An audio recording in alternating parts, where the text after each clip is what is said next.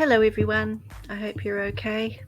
I'm recording this podcast in an evening, which is a little different from me. I'm normally a morning person when it comes to these things, but I've spent the day doing the final edits on the book 5 of the Teapot Cottage series, The Stuff You Fail to Notice. Also got the cover from the graphic designer this morning, which I'm really thrilled about. We've been working on that for a few weeks and it's ready to go pretty much. Just a couple of minor tweaks now, but I've put it up on the website anniecookWriter.com so people can see the cover, and that book should be released hopefully mid-November, just in time for Christmas. So that's taken up most of my time so far this week, and it's now I've fed my cats, I've got myself a cup of tea, and I'm sitting in front of my microphone. So good evening to you all. Now tonight, this podcast, I want to talk about friendships and what a conundrum they are turning out to be for a lot of women, especially as they get older. Now, I know that most of my podcast stuff talks about women's issues, and in particular things like menopause and all of that, almost sort of aiming it at a female audience. But men feel the loss of friendships too, and just as profoundly.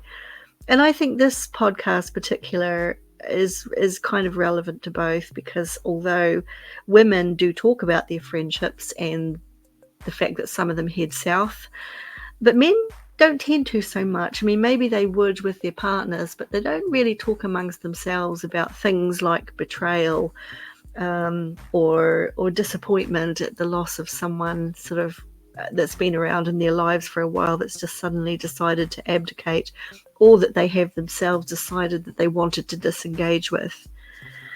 And I guess the difference really between losing a friend and losing a relationship with a family member is that in a lot of cases there's this kind of unspoken tacit agreement among family members that yeah, they can fall out, they can have a difference of opinion, but eventually the thread that binds them through family ties will enable them to draw things back together. I mean, okay, it doesn't happen in a lot of cases. Some family problems are quite entrenched and difficult, and if something blows up, it can't always be fixed. There are many families out there who are fragmented, who aren't going to be able to pull it back together. And I have seen a lot of that in my work as a family developmental and adolescent abnormal psychologist.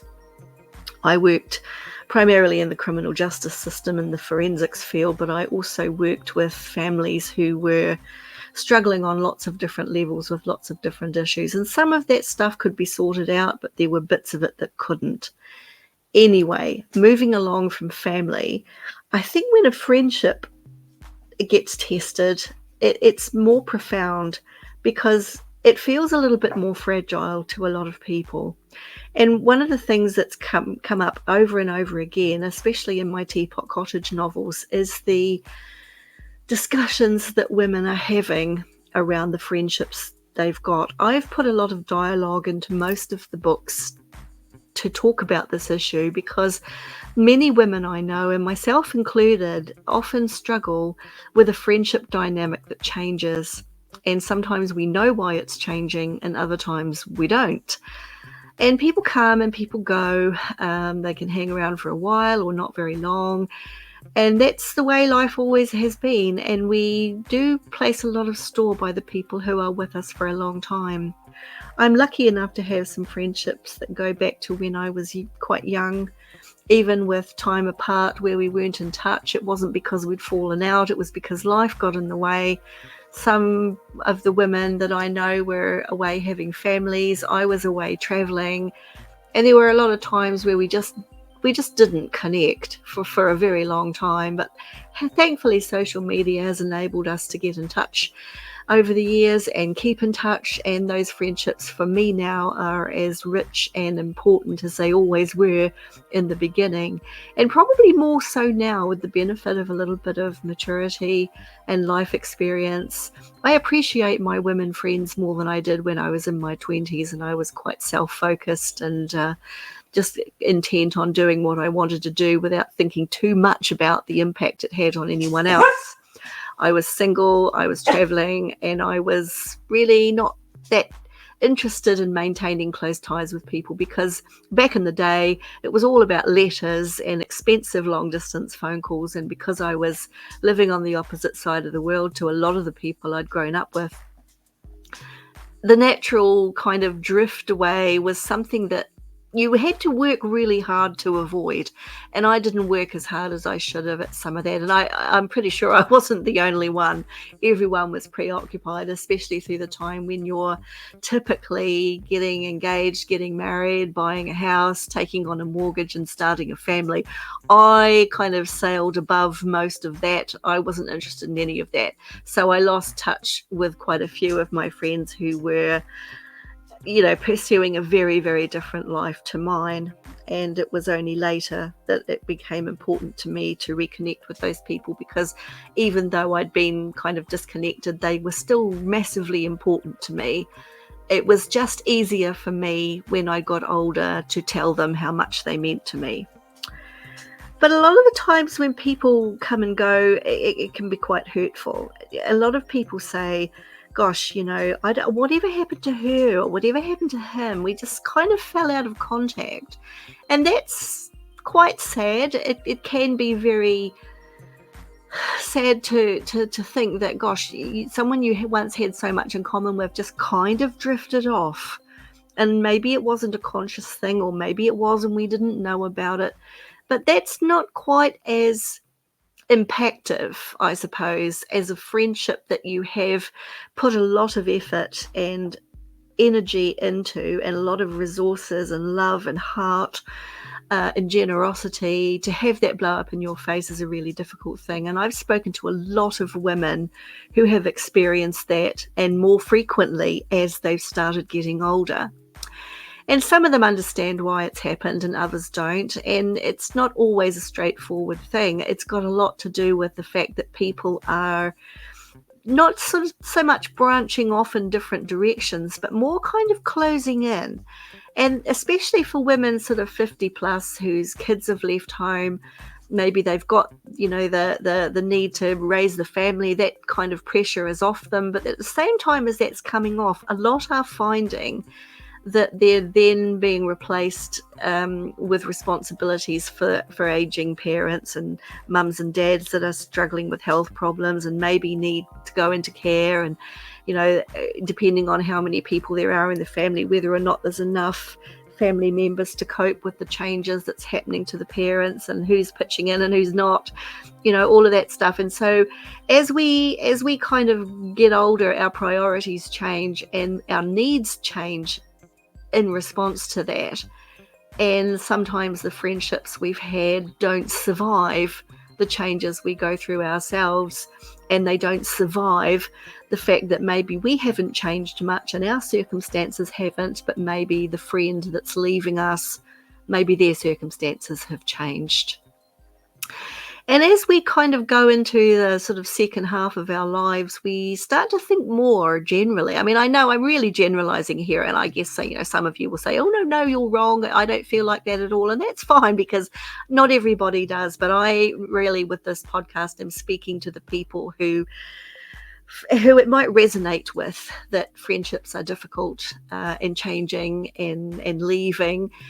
And sometimes things happen that make it hard for us to trust new people coming in. We're kind of maybe a little bit suspicious of their motives, especially if they remind us of people who have hurt us in the past. And the fact remains that friendships, because they're not family, however much they may feel like family, they're actually not. And in that respect, they're a little bit more vulnerable to damage and change, and the inability of either party to that friendship to be able to cope with the changes or manage the different direction it seems to want to go in, maybe by itself.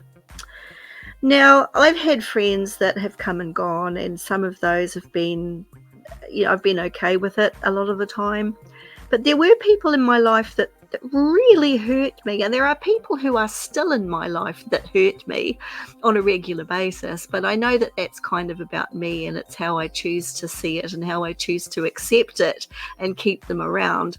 But as I've got older, I've become less tolerant of nonsense, less patient with dithering, and I just really can't be bothered with people who can't say what they mean and mean what they say. And I've got to a point in life, and I suppose a lot of other women in my age group have got to that point in life where what you believe to be important actually changes, and we do start to close in a little bit more on ourselves rather than be open to the world.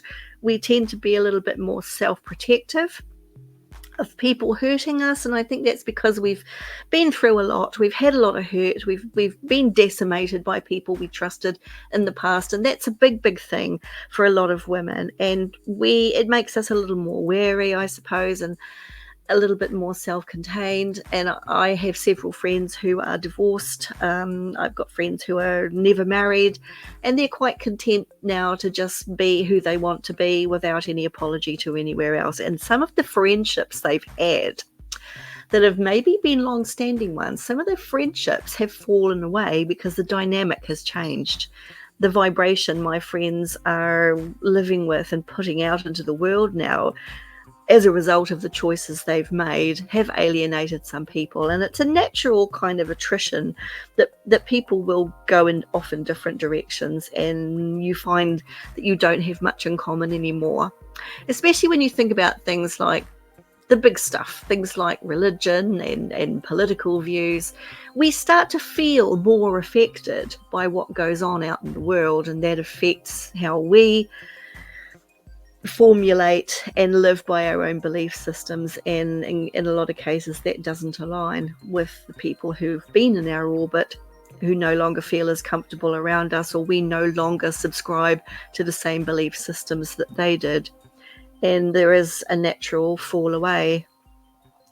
But one of the things that crops up, and I've put this in my books, because my books are aimed largely at older women. I mean, they're really there's characters of all ages and both genders in all of my novels, and in the Teapot Cottage series in particular. I think they are probably just as relevant for men to read.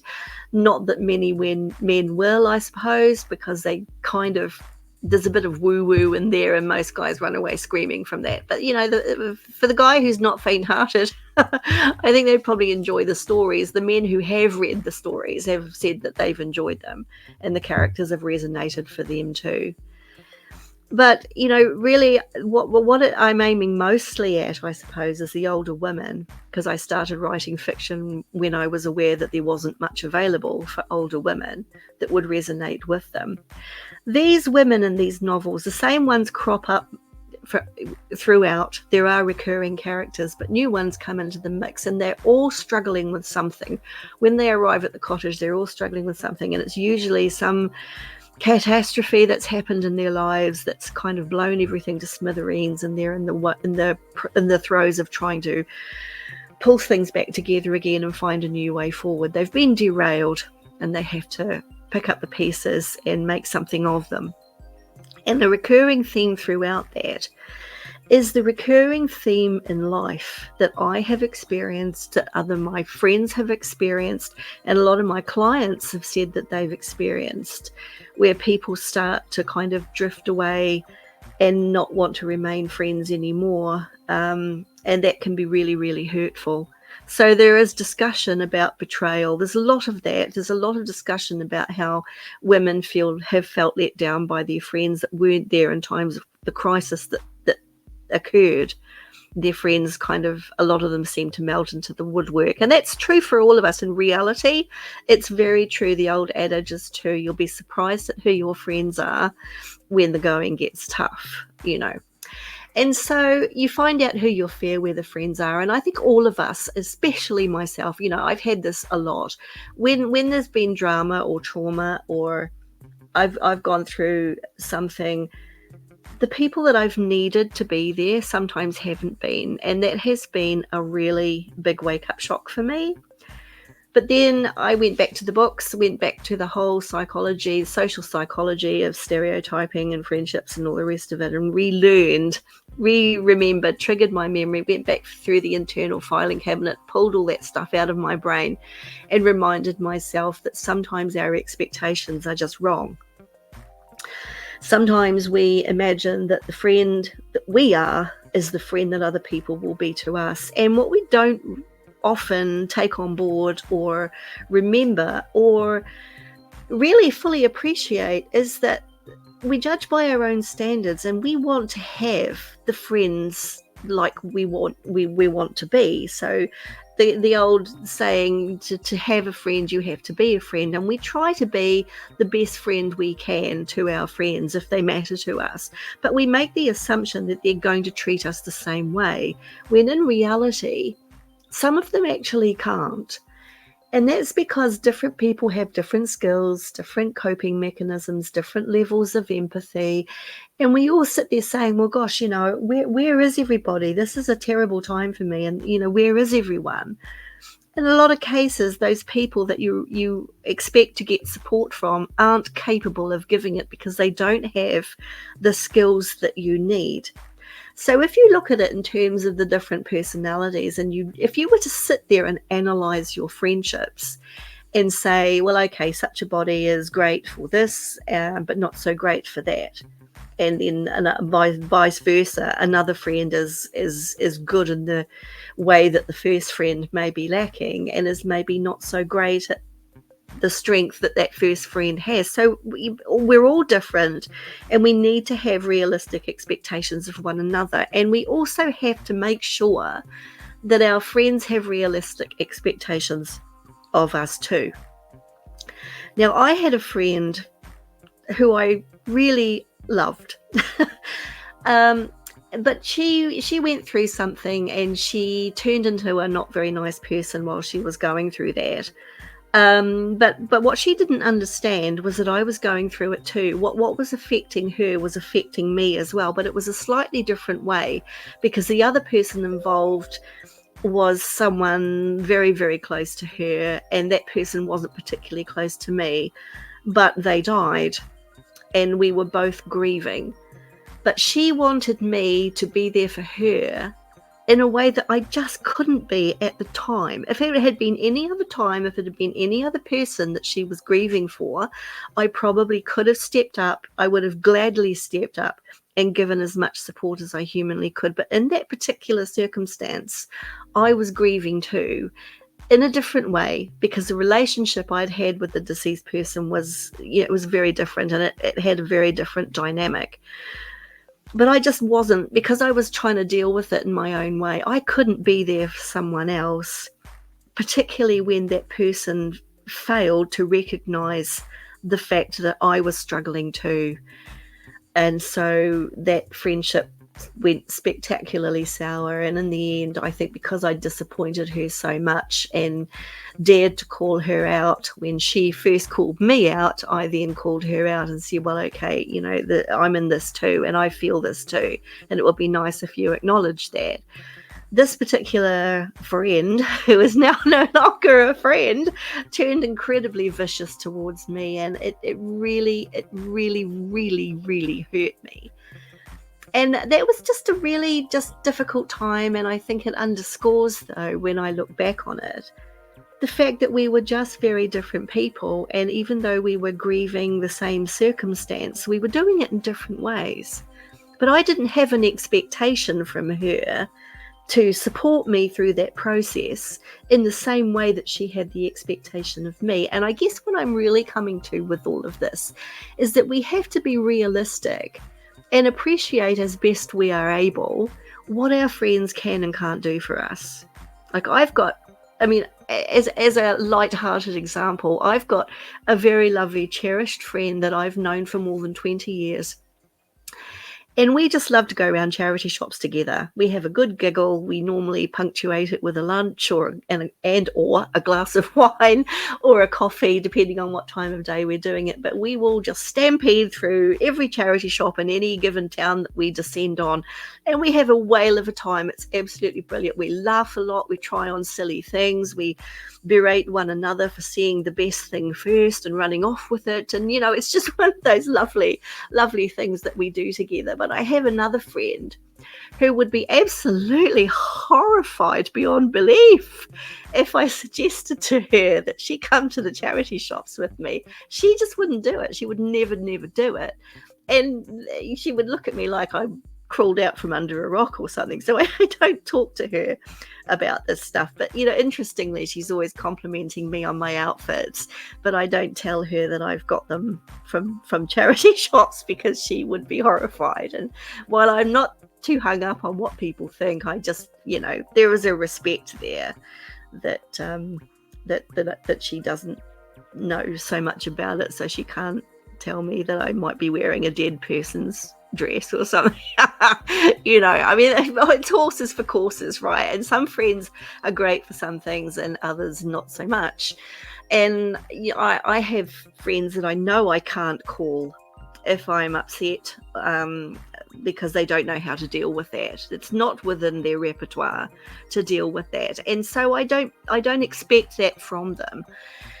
But having said that, we've all gone through situations where we've had friends that we know are capable of stepping up and supporting us when we're in a crisis, or when we just need a little bit of someone to lean on for a change, rather than continue to be the strong one. It's nice if you can actually lean on someone else now and again when times require it. Because we all just get exhausted at times, and just even if someone can help us carry the load for a few hours, then that's a big thing. But when we've got friends who we know are capable of that choose not to, that's a really hurtful thing too. So it's hard to balance the expectations. It's hard to balance their behavior and put that in the context of not meeting our needs when we want them to. And again, it comes down to trust and believing that that person cares enough about us to want to stick around when the going gets tough. And it's always a horrible shock when they don't. Now, especially there's one book, one of the Teapot Cottage books, When It's Meant to Happen. That's number 3 in the series. And in that book, there is quite a heavy discussion at some point between Adie and her best friend Miranda, and talking about a couple of friends that have been really quite vicious and mean towards Adie when she was going through her divorce. People who knew about her husband's affair and didn't tell her. So she's kind of still, even a couple of years on, she's reeling from the shock of everybody just deserting her when she needed them most, and realizing that they knew some terrible things about her marriage and never thought enough of her to say so. And perhaps the reason why they've disappeared is because they're embarrassed to have been found out, or maybe they just can't deal with the fallout. But it turned out that a lot of the people she had thought she could trust and get support from just melted away and weren't there. And one or two were actually really nasty with it. They hung her out to dry, more or less. So that was very traumatic for her. And there is a discussion about that in that book. But then she goes on and she talks to some of her other friends too. And they share some stories about how they've been betrayed and let down by people they thought they could trust. And these are friendships. These are not family relationships. That's a whole nother kettle of fish. But the friendships that these women's had that blew out for different reasons, I wanted to put all that in there because I just wanted to deliver the message to the reader who's probably, maybe 40 plus, 50 plus even, that this kind of thing is normal. It's not nice. Don't get me wrong. It's not nice, but it is kind of normal. As we get older, we feel it more. I guess we're kind of more resilient when we're younger, like when we're in our 20s and maybe even in our early 30s. While we're so preoccupied with a lot of what else is coming into our lives that we have to make big choices on for our future in those decades, it's not such a big thing if people come and go. We don't sort of tend to notice it as much. But later when we get established and we're settled and those friendships are meaningful to us, the loss of them or the damage to them can be very profound, and sometimes that's a hard thing to come back from, especially when those friendships don't survive. And we're not that great, are we, generally at kind of getting in front of someone that we think we've got problems with. I mean, if there's a friendship in our lives that we're not really confident about, if we can feel things changing and it doesn't feel comfortable, we don't typically go to that person and say, hey, look, what's going on? Is there something wrong? Can we fix it? If it's a friendship that feels safe enough to do that in, then that's great. But if it's gone past the point where it feels safe to say anything, we might talk to other friends about that situation with that person, but we very, very seldom get in front of them and say, look, have you fallen out with me? Or, what's happening here? Because I guess on some level, we don't want to hear any elements of it, or the reasons why that turn out to be our fault. But I think we do have to kind of pull ourselves up on that and say, well, look, if this relationship isn't what it should be, do I have a role to play in that? And is it important enough, this friendship, for me to want to get to the bottom of what's wrong with it and pull it back? And sometimes it is, and sometimes it's not. And if it's not, then it's okay to let people go. And I guess that's partly what our friends might be saying to themselves about us too. They might be saying, well, Annie's been in my life for a long time, but I'm going in a different direction, and I really just don't like the way the direction her life is taking. It doesn't feel comfortable to be around her anymore, so I'm going to disengage. And that happens, that happens in both directions. I've disengaged from people who no longer sit alongside the kind of life I want to have, or who fit into my new ideas about how I want to live. They're either critical or they're very opposite, and I think there is a certain amount of difference that you can manage within a friendship, but not on the big stuff. So people come and people go, but it's hard when they go. It's hard when they let you down. And in those stories, with those conversations, that I put conversations like that in all of the novels, but when it's meant to happen, has got quite a heavy section in there that addresses women's devastation about the loss of friendships and being let down by people they thought they could trust. And we all know what that feels like.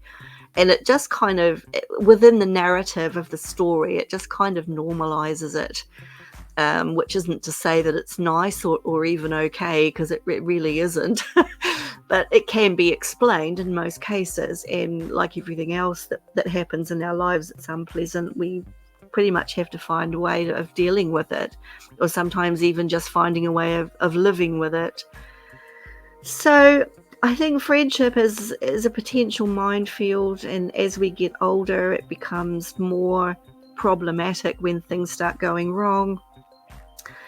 And we do sort of say, well, okay, I'm just myself, that's all I want now. I just want to have a quiet, peaceful life. And I think it's okay to acknowledge within that it's perfectly normal for some people to decide that they don't fit with you anymore, or for you to decide that they don't fit with you anymore, and to kind of change the dynamic and get people out of your orbit who don't make you feel comfortable or happy or accepted. And that's the thing. For me, as I become more prolific with my writing, certain people in my life, friends that I've had for a long, long time, they just actively don't support me, which is kind of hard. There's people who just never even mention what I do anymore. It's like, because I've changed, my life direction has changed, and I'm doing different things now, they don't know what to say about that, and I have my theories as to why that is, which I won't share, because the last thing I want to do is upset anyone. But really, it's about them. It's not about me, because I'm still the same person I've always been. And anyone who wants to stop seeing that has issues that I'm not responsible for and can't do anything about. And you can't, none of us can control the direction someone else's life goes in, and whether or not we are still a valid person within that new framework of their lives. It's hard sometimes to just call it a day, especially when it's a long-standing friendship that you've put a lot of heart and soul into. But the ones that stick around, I just treasure the ones who support me, who champion me, who shout from the rooftops what I'm doing. And they're the people I'll be taking with me. If I ever become truly successful, those people will be coming with me, and they will be feeling some very strong benefits of that. The ones who ignore me, probably not so much. And I guess most of you would identify with that. There the people that you know in your lives who are standing there with their arms in the air going, yay, when something great happens for you, and the ones that just stand there with no reaction at all. And we all know who we'd rather be with, don't we? So I guess it's really about seeking the positives, realigning ourselves with people who have the same values, who have the same drive and desire as us, and who want to have a positive, meaningful, enriched life, who value their friendships. And those people are the ones we make a conscious choice to have in our orbit. And we can't control the circumstances if they choose to leave. If we're brave enough, we can have a conversation about it. Otherwise, it's just a case of letting it all go and turning our attention elsewhere. But no one deserves to have toxic frenemies, and no one needs to deserve to have outright enemies who are sabotaging you behind the scenes in whatever way they can, because you being successful makes them feel uncomfortable about themselves, or whatever the motive is. So if you're struggling with your friendships, you're not alone. Almost every woman I know has got issues with someone in her orbit that she wishes she could fix, or she wishes they would come and fix. But it's one of those funny little quirks and bangs of life that we have to kind of live with as best we can. But it does help if we can say, yeah, that person's got stuff going on in their own life. I can't control that. They're either going to be present in my life or they're not. And I think sometimes the worst thing we can do is take someone's decision to leave our life. The worst thing we can do is take that too personally, because in a lot of cases it's not about us, it's about them and the choices they make and their comfort levels. Doesn't make us bad people at all if they don't want us in their orbit anymore. It just means that we probably have to find a different tribe. But yeah, so don't feel that you're a freak or that you're doing anything horrendously wrong. I mean, if you are, you'll know that you are, because we're all the experts on ourselves. And if a lot of people are walking away from you, then it's probably because you're doing something or not doing something, or saying or doing, anything that kind of fits with them. Or if you're struggling and you're being nasty with it, it's hard to imagine people wanting to stick around. So my advice really that I take myself from time to time is that I sit back and I look at certain friendships and I think, well, what does that give me, and what doesn't it give me? And when I think about what it doesn't give me, I know that that's a major clue in terms of what I should be expecting from that person. But as I said at the beginning of this podcast, we also need to, for our own peace of mind, make sure that everybody knows where our boundaries are and where our skill sets end, and what we can and can't be capable of in terms of being a really good friend to someone. So anyway, read the books, listen to these ladies' conversations about the friendships that they have that are good or bad, and work out for yourself where you want to be in your life with the people in your life. And it makes it easier if you can surround yourself with good ones who really value your friendship. Okay, I'll talk to you soon.